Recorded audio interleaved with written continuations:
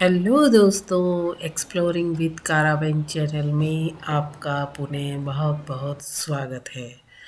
अब हम अपनी कारावैन को लेकर अपने गंतव्य स्थान पर पहुंच चुके हैं बूढ़ा पुष्कर से। जी हाँ, आप चारों तरफ के वातावरण और यहाँ की जो मेन स्टेचू है उसको देख के समझ जाएंगे कि हम कहाँ पर पहुँचे हैं। हमने अपनी कारावैन पार्किंग में अब लगा दी है। सभी लोग नीचे आ गए हैं और वो देखिए स्टेचू। जी हाँ, पुष्कर घाटी में महाराणा प्रताप स्मारक भी एक स्थान है, बहुत ही नीट और क्लीन, और किस तरह से पहाड़ों को काट करके समतल जगह में डेवलप किया है। जहाँ पर हमने अपनी कारावैन लगाई है वो पार्किंग स्थल है और यहाँ पर तकरीबन 100 गाड़ियाँ आराम से आ सकती है। तो और स्वच्छता भी काफ़ी अच्छी है।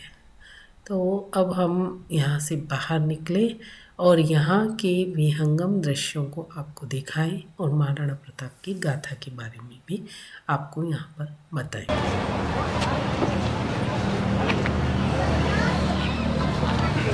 ये कितनी सुंदर पहाड़ी है। बताओ, इसको भी इसने चपटी कर दी है मेरी फोटो के अंदर, इसको ऊपर से पठार बना दिया। यार क्या गजब है।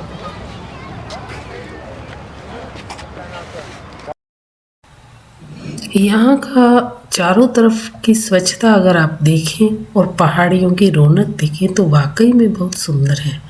ये पहाड़ी ऐसी लग रही है एक मुकुट के समान, जैसे महाराणा प्रताप के स्मारक पर एक मुकुट ही लगा रखा हो। चारों तरफ पहाड़ियों से घिरा हुआ है यह महाराणा प्रताप का स्मारक। अदम्य साहस के प्रतीक महाराणा प्रताप, जिसे देश का बच्चा बच्चा जानता है। और हमारे इतिहास को क्या पढ़ाया गया, जब हम छोटे बच्चे थे तो हमने पढ़ा था, अरे घासरी रोटी ही जद बन बिलावड़ो ली भाग्यो, नानो सो अमरो चीख पड़ो, राणा रो सोयो दुख जाग्यो। ये तो एक कविता थी, ये कवि की कल्पना थी और हमने आज तक इसे सच ही माना। लेकिन कभी ना कभी सच बाहर ही आ ही जाता है। हमने दिवेर युद्ध बहुत छोटा पढ़ा, जो हल्दी घाटी से भी बड़ा महत्व रखता है। दिवेर युद्ध में ये अमर सिंह था, ये 17 साल का था और उदयपुर की कमान इसने संभाल रखी थी। कहाँ वो रोटी के लिए रोता हुआ हमें दिखाई दिया और कहाँ वो 17 साल का युवक। जब आप महाराणा प्रताप स्मारक की चारों ओर फैली हरियाली, घाटियाँ, पहाड़ियाँ और यहाँ की ग्रीनरी का आनंद लीजिए। हम सुनाते हैं आपको महाराणा प्रताप की सच्चाई, जो अब तक हमसे छुपा रखी थी। फूड कोर्ट भी आपको दिखाई दे रहा है, बच्चे खेलते भी दिखाई दे रहे हैं। यहाँ पर 2-3 फूड कोर्ट बने हुए हैं और हरियाली और गार्डन इतना अच्छा मेंटेन किया हुआ है कि यहाँ पूरा दिन भी अगर व्यक्ति व्यतीत करे तो बोर बिल्कुल नहीं होगा। आप लीजिए आनंद और सुनिए महाराणा प्रताप की कुछ अनछुए पहलू। अमर सिंह उस समय 17 वर्ष के थे और हमने पढ़ा कि वो घास की रोटी के लिए रो रहे थे। दिवेर युद्ध बहुत छोटा हमें पढ़ाया गया और वाकई में दिवेर युद्ध हल्दी घाटी से भी ज़्यादा महत्व रखता है। दिवेर युद्ध महाराणा प्रताप ने जीता था। 36,000 मुगल सैनिक ने सरेंडर किया था। 30,000 मुगल सैनिकों को काट दिया गया था और विजय प्राप्त की थी महाराणा प्रताप ने। उस समय अमर सिंह ने उदयपुर की कमान संभाल रखी थी। अकबर द ग्रेट जब महाराणा प्रताप को किसी भी तरह झुका नहीं सके तो अपने एक सरदार सुल्तान सिंह के नाम से जो जाना जाता था उसे युद्ध के लिए भेजा और चारों तरफ से महाराणा प्रताप की किलाबंदी कर दी ताकि रसद सामग्री उन तक पहाड़ों में ना पहुंच और सीधे दिवेर पर ही आक्रमण किया। दिवेर जहां पर खुद सुल्तान सिंह बैठा था। महाराणा प्रताप की उस अमर सिंह ने, जिसकी हमने गाथाएं घास की रोटी के लिए चीखते हुए सुनी, उस समय 17 साल के थे और एक ही बार में उन्होंने सुल्तान सिंह के सीने में भाला आर पार कर दिया और दिवेर युद्ध में विजय प्राप्त की। महाराणा प्रताप जिनका जन्म 9 मई 1540 में और मृत्यु 19 जनवरी 1597 में हुई। यहाँ स्मारक के नीचे उनकी शपथ लिखी हुई है, जब तक मैं शत्रुओं से अपनी मातृ भूमि को मुक्त नहीं करा लेता, तब तक ना तो मैं महलों में रहूँगा, ना शैया पर सोऊंगा, ना ही किसी धातु के पात्र में भोजन करूँगा। वृक्षों की छांव ही मेरा महल, घास ही मेरा भोजन और पत्ते ही मेरे भोजन के पात्र होंगे। ऐसे थे महाराणा प्रताप, और ऐसी सौगंध खाई थी अपनी मातृभूमि को आज़ाद कराने के लिए। वीर गाथाओं को हमसे दूर रखा गया और हम आज तक पले बड़े यही सोच करके। आज जब महाराणा प्रताप स्मारक पर बैठे कि जीवन के बारे में सोच रहे हैं, तो हमें अचानक ध्यान आया कि क्यों ना आपको भी बताया जाए कि वो अमर सिंह कोई घास की रोटी के लिए रोने वाला नहीं था। ये तो कवि की कल्पना थी, क्योंकि कवि कल्पना करते हैं कि कैसा दृश्य रहा होगा और अपने हिसाब से लिखते हैं। महाराणा प्रताप से भी ज़्यादा हम कहें कि अमर सिंह बहुत साहसी और वीर था। ऐसा कहते हैं ना कि एक बड़े वृक्ष के नीचे छोटे महाराणा प्रताप की शूरवीरता के सामने उनकी गाथाएं बहुत कम रह गई। अगर वो महाराणा प्रताप के पुत्र नहीं होते या उनके इक्विवेलेंट होते, तो वो भी उतने ही महान और वीर गिने जाते। हम आपको अनसुलझे अनछुए पहलुओं को इसी तरह बताते रहेंगे और साथ में खूबसूरती भी दिखाते रहेंगे। सामने आप देख रहे होंगे अजमेर की आना सागर लेक और उसकी चारों तरफ बसावट में बसा हुआ अजमेर शहर। एक तरफ नया शहर, एक तरफ पुराना शहर। और ये महाराणा प्रताप स्मारक पर आपको सामने अभी भी पर्वत दिखाई दे रहा होगा, छोटा कटा हुआ। तो किस तरह से एक पर्वत के ऊपर ये स्मारक बनाया गया है, आन और बान और शान का प्रतीक। और यहाँ से दृश्य बड़े ही सुंदर और अच्छे हैं, तो आप आनंद लीजिए। ड्रोन शॉट भी हम आपको दिखाएंगे किस तरह से एक स्टेडियम की तरह यहाँ पर सीढ़ियाँ बनी हुई है नीचे जाने की, और यहाँ पर गमले वगैरह रखे हुए हैं, पौधे रखे हुए हैं।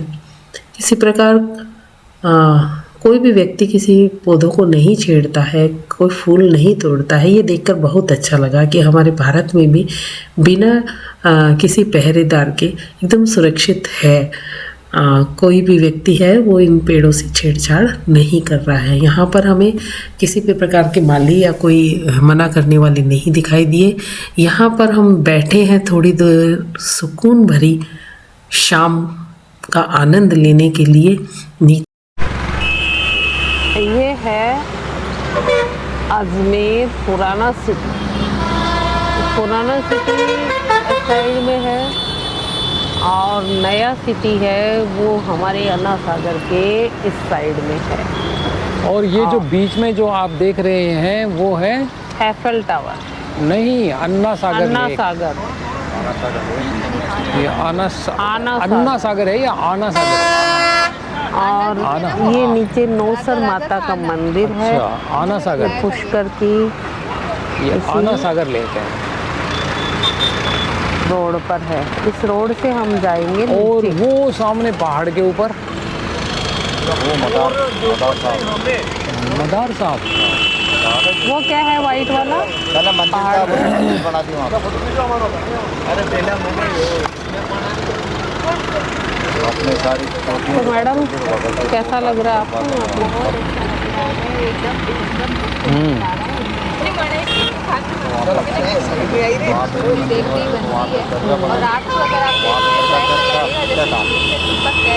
हाँ बिल्कुल, लाइटिंग बहुत अच्छी थी। हमने रात को जब पहुँचे थे यहाँ पे 1:30 बजे यहाँ की लाइटिंग के दृश्य कैद किए थे। ड्रोन भी उड़ाया था रात को 1:30 बजे। ये देखिए एक विचित्र पौधा, एक ही तने पर 2 तरह की पत्तियाँ हैं। ये एक तना है और इस तने पे से हो? देखिए कहाँ से हो? ये वेरीगेटेड एमपी से। ये प्लेन। अगर हम इसके नीचे चले तो एक ही डाली पे आ रही है। देखिए और इस तरह ये बड़ा है। इसके तो डालियों पे अलग अलग है। इसकी तो ये डाली ऐसी है, ये डाला ऐसा, बाकी सारे ऐसे वेरीगेटेड और प्लेन। लेकिन इसका बड़ा आश्चर्य हो रहा है कि ये देखिए, इसकी डालियाँ आपको पास से दिखाएं। ये देखिए, ये वेरीगेटेड और फिर ये यहाँ जा कर के प्लेन है ना जी।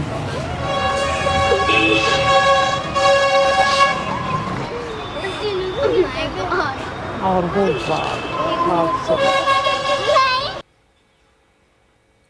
आप लीजिए महाराणा प्रताप स्मारक के ड्रोन शॉट। आप ऊपर से देखकर इतने आनंदित होंगे कि बिना आए तो यहाँ रह ही नहीं पाएंगे।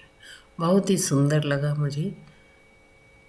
यहाँ स्मारक की शांति, स्वच्छता, अदम्य साहस के प्रतीक महाराणा प्रताप और उनके बारे में कुछ अनछुए पहलू जो मैंने आपको बताए। आप लीजिए ड्रोन शॉट का आनंद।